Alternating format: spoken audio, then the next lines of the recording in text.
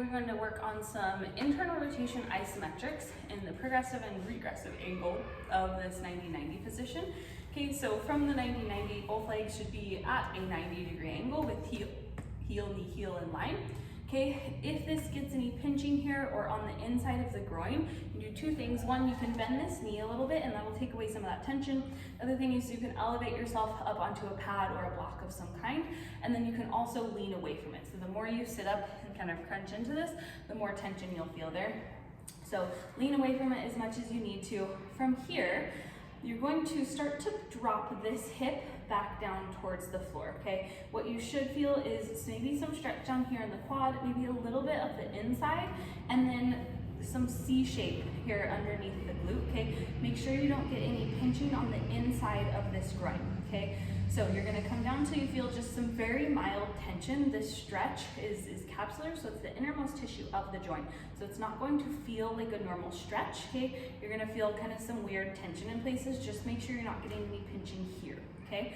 So from here, you're gonna hold for about 30 seconds, at least for your first stretch, okay? Otherwise, time will be designated on the workout. From here, you're going to then start to slowly start driving that knee down into the floor, okay? So that leg is gonna start to push down. You'll feel the inside of the leg working. Then you're gonna move down to the ankle. So your leg is trying to do this, okay? So your leg is trying to bend under, driving into the foot. Hold, you're gonna hold 5 to 10 seconds or as designated. Take some easy breaths here. And once you stop that, you're going to then start to try and pull the foot up. So here is where you should feel this start to work, and you may want to cramp here. That's normal. What you should do is try to breathe through it. Okay, the more you let it happen, the less it will happen. From here, you're then going to lean out of it, but I want you to then bring that foot with you. Okay, so you're gonna lean out. You're gonna hold 5 to 10 seconds, whatever is designated.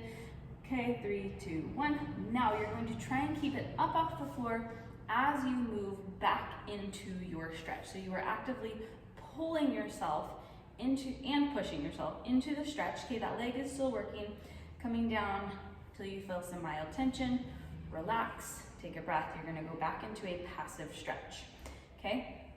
This sequence, that's kind of one sequence, you would repeat that. Okay, so mild to moderate tension depending on the intensity. I'm gonna hold for a passive stretch, 30, maybe 60 seconds if you're doing a full pails and rails, but this I want you to just kind of get used to the movement.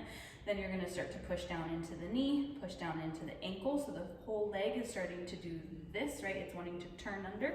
Then you're gonna hold that 5 to 10 seconds.